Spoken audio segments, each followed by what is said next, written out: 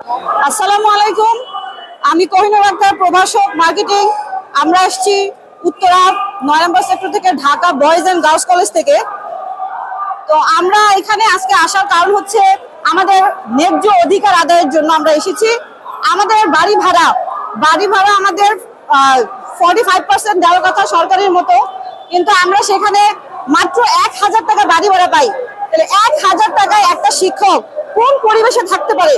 কোথায় একটা শিক্ষকের মান যে 1000 টাকা তাকে দেওয়া হয় কিভাবে?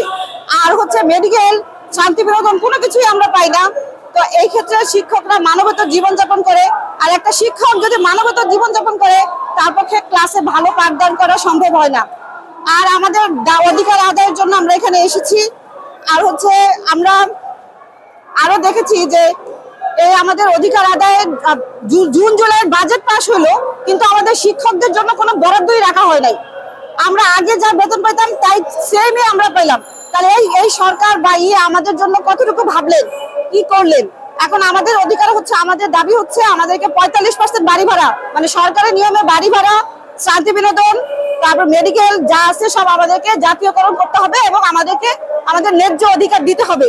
তো আমরা জানি যে জুলাই এবং আগস্ট মাস হচ্ছে 24-এ দেখেছি, জুলাই আর আগস্ট মাস হচ্ছে বৈষম্য নিরসনের মাস। তো আমরা চাইবো এই জুলাই আগস্ট মাসে যেন আমাদের এই বৈষম্য নিরসন হয়।